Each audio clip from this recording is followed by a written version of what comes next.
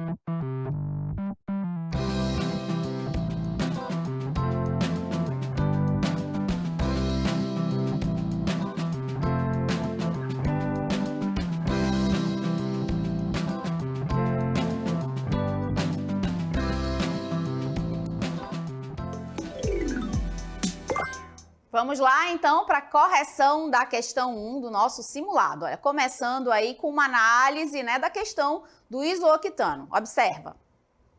Então, né, a questão falava, né, para a gente nomear, pedia para a gente nomear, segundo aí o PAC, que é o sistema próprio da química para nomenclatura, o composto chamado vulgarmente de isooctano, tá, gente? E a resposta correta que a gente vai ter, né, vai analisar já já, né? Cada uma das etapas é a letra E, 2,2,4-trimetilpentano. A professora até errou essa nomenclatura, né? Mas não tem problema, é assim mesmo. Os nomes são bem complexos, a gente já falou um pouquinho sobre isso, né, nas outras aulas, mas à medida que a gente vai trabalhando, vai exercitando, a gente vai se adaptando também, né?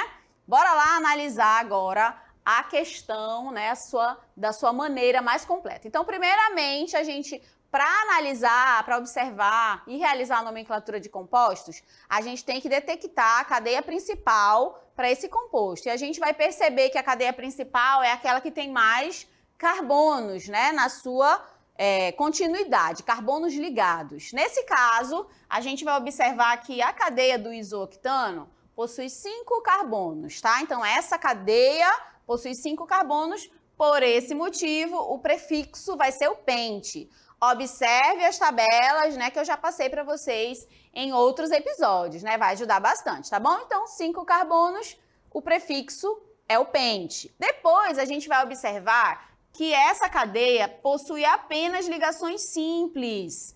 Então, a parte do meio do nome, o infixo, vai ser, né, o an. Então, a gente já tem duas palavrinhas aí para juntar, né? Duas partezinhas do nome para juntar. Pente e an. A gente já sabe que vai ficar pentan, né? Vamos continuar aqui, avançar um pouquinho na nomenclatura. Por último, a gente observa que essa cadeia se trata de um hidrocarboneto. O que é um hidrocarboneto? Vamos lembrar? É aquele tipo de composto que tem somente carbonos e hidrogênios, tá? E aí, por esse motivo, o sufixo é o O. Então, né, a gente já sabe que juntando as três partes, vai ficar pentano.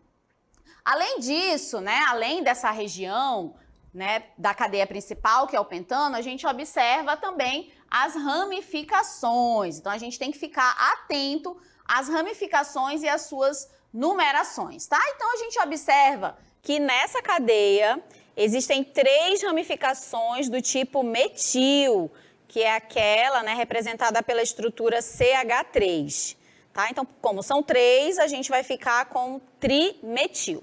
Ok?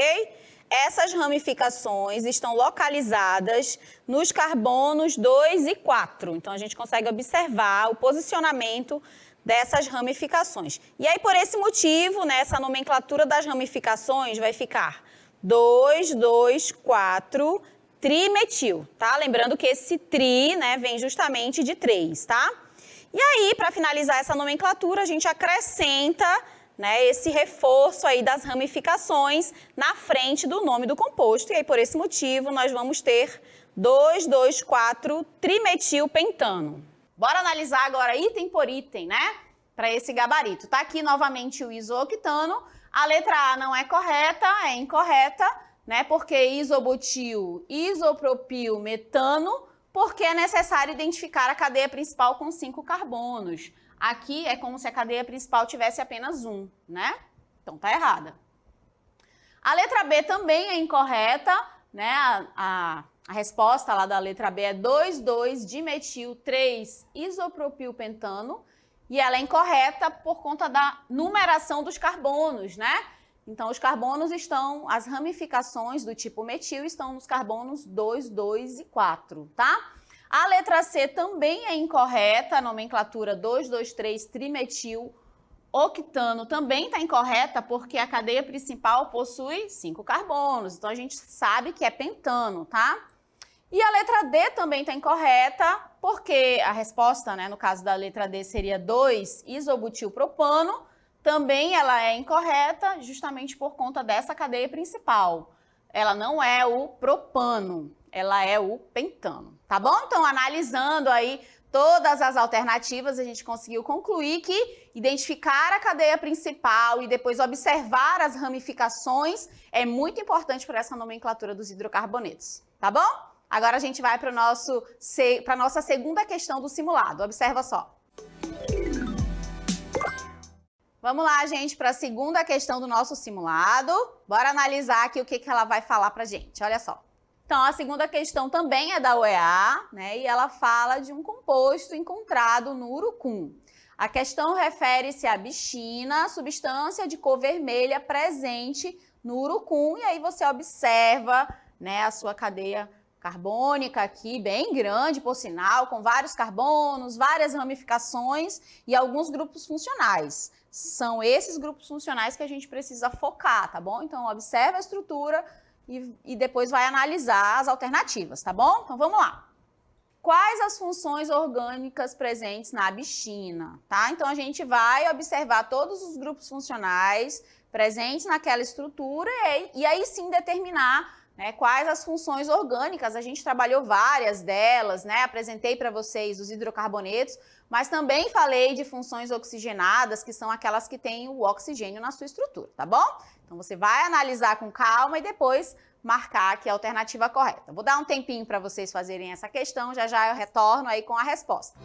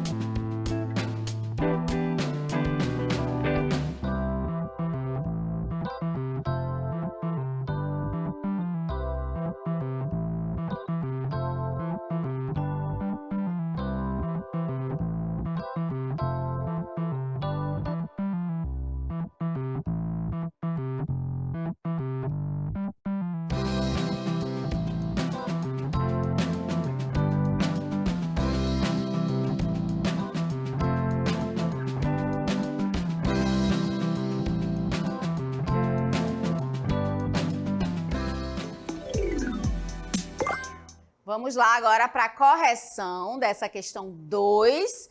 E eu sei que eu facilitei bem a vida de vocês, não foi? Trouxe uma questão bem simples, com grupos funcionais que eu trabalhei durante outros episódios. Então, qualquer coisa, volta lá no episódio, que eu tenho certeza que você vai, né, que vai ajudar você a entender melhor por que a gente identificou aqueles grupos funcionais, tá bom? Então, bora dar uma olhadinha aí no gabarito? Olha só.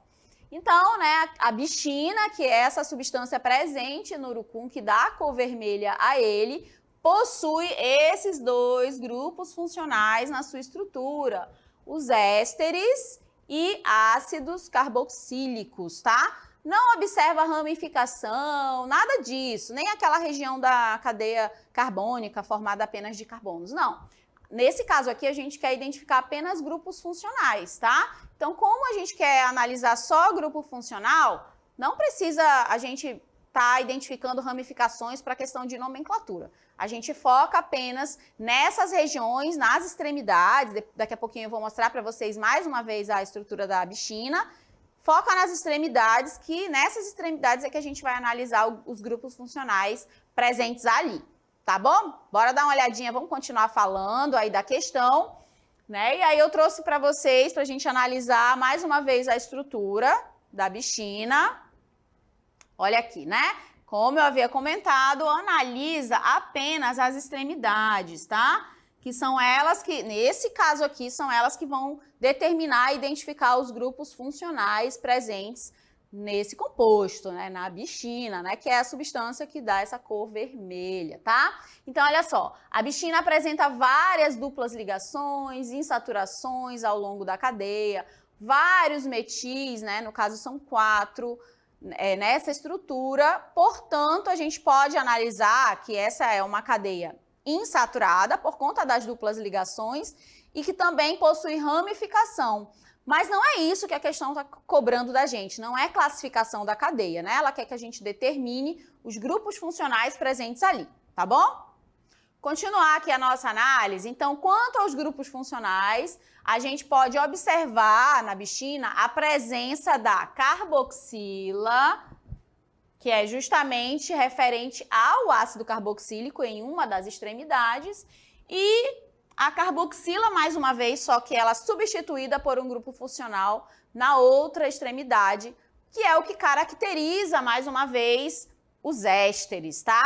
Então, eu vou retornar na estrutura só para a gente determinar, né, para a gente identificar esses grupos funcionais. Então, aqui a gente tem o grupo funcional ácido, né, ácido carboxílico, que é justamente a carboxila, e na outra extremidade, nessa região aqui, a gente tem justamente um éster, tá? Que é essa região em que a carboxila, né, o hidrogênio da hidroxila presente na carboxila foi substituído por um radical orgânico, que no caso é o metil ali na pontinha, tá bom?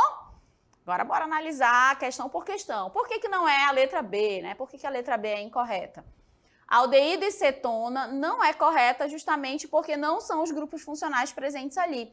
Lembrando que a cetona, por exemplo, é um grupo que o carbono precisa estar no meio da cadeia carbônica e não nas extremidades. Então, não tem como ser uma cetona, por exemplo.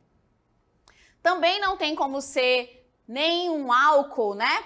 Éster tudo bem, tá certo. Mas não tem como ser um álcool, porque o álcool é quando o carbono está ligado a uma hidroxila apenas, que não é o caso dos grupos funcionais presentes na questão, né?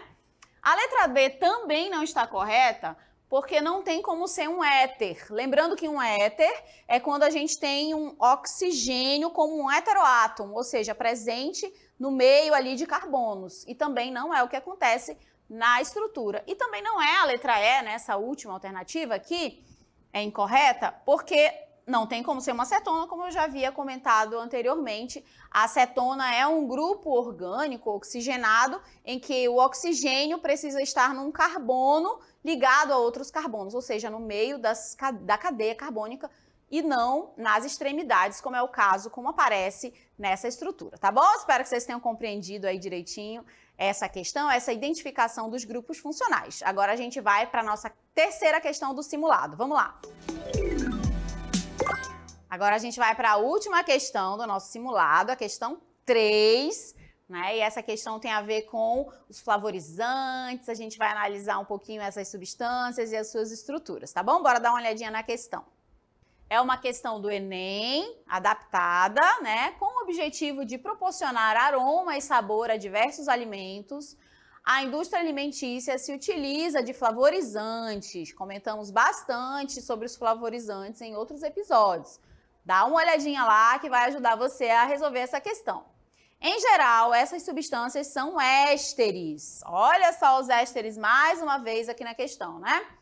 Como as apresentadas no quadro. Aí a gente tem um quadro com vários flavorizantes, né? O aroma de kiwi, o aroma de banana, de pêssego, de rum e de uva, tá? Então vamos aí à alternativa.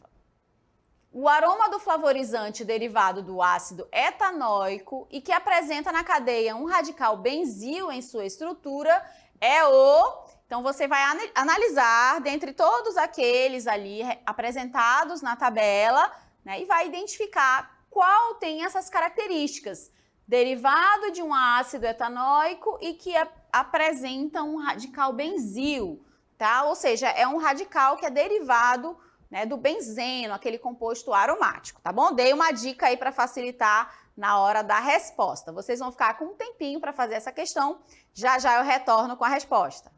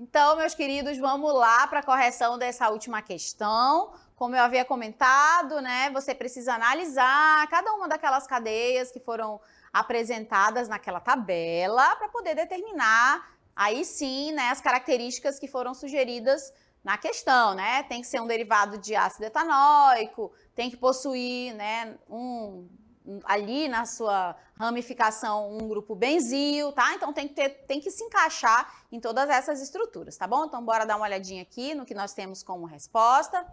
Então a questão é o seguinte: o aroma do flavorizante derivado do ácido acético, então são essas características que a gente precisa focar, né? Do ácido etanóico, também chamado de acético, né? Eu falei acético, que é a mesma nomenclatura, só que o etanóico é a nomenclatura IUPAC, né? E que apresenta na cadeia um radical benzil, tá? Então, além de ser um derivado do ácido etanóico, precisa ter na sua cadeia um radical benzil, e a alternativa é a letra C, né? O aroma de pêssego, e é ele que a gente vai focar, né, lá na hora da nossa análise, tá? Então, começando aí a analisar esse aroma, né? Então, de acordo com o enunciado da questão, o flavorizante procurado, ele precisa ser derivado do ácido etanóico. Lembrando que o ácido etanóico, ele possui essa estrutura que você está vendo aqui, olha só. que é o ácido etanóico, né? É quando tem 2 carbonos na estrutura, né? E um grupo carboxila, que é esse em que um carbono está ligado a 2 oxigênios, né? Um oxigênio com dupla ligação e um oxigênio que tem a hidroxila, tá? Então, essa é a estrutura do ácido etanóico. E essa substância que a gente está procurando, né, para marcar a alternativa correta, precisa ser derivada dele. Então, eu já sei que ele vai ter 2 carbonos na sua estrutura, tá?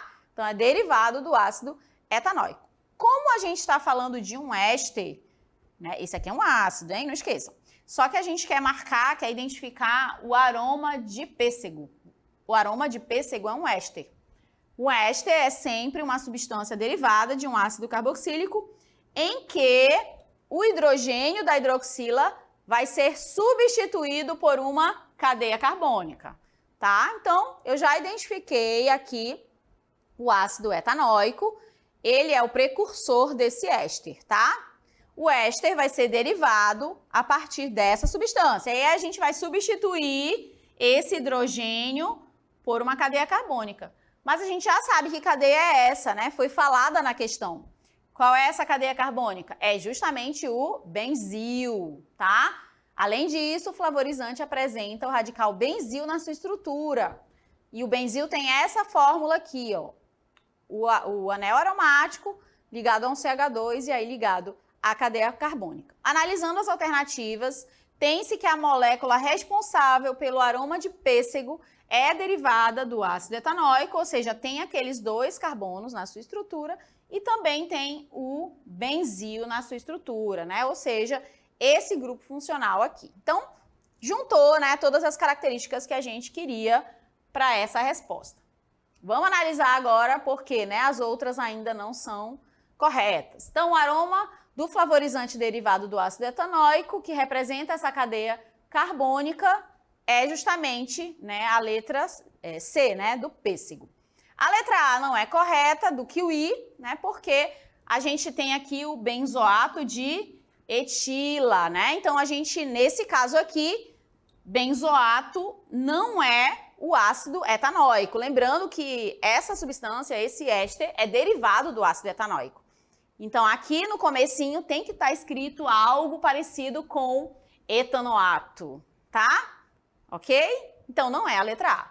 A letra B também não é correta da banana, porque, né, a gente tem um acetato de isoamila. Também a gente tem um derivado aqui que não é derivado do benzil. Também não é correto, ó, não é derivado, não tem na sua estrutura o benzil. A letra D também não é correta, o do rum, por conta da palavrinha propanoato, né? Propanoato refere-se a 3 carbonos, também não está correto. E a letra E, que é da uva, também, né? Porque aqui, ó, a gente tem, né, essa substituição a metila e não o benzil. Tá bom, gente? Espero que vocês tenham compreendido aí todas essas respostas. Espero que vocês tenham entendido direitinho, né, as respostas da questão 3. Que bom que vocês chegaram até aqui, né, até o final da aula de hoje. Espero que vocês tenham gostado dessa aula. Eu adorei participar da aula. Vamos agora para o momento da selfie. Prepara o celular.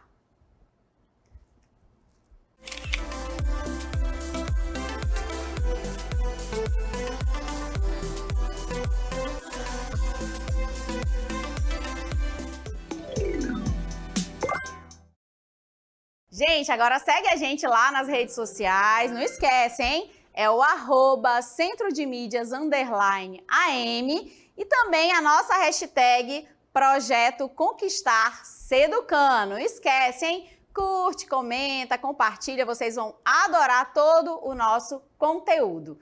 Não esquece também de acompanhar o nosso próximo episódio, que é o aulão, tá bom? Então até uma próxima oportunidade. Tchau, tchau!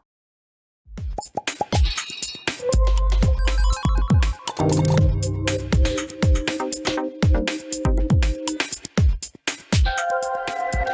you.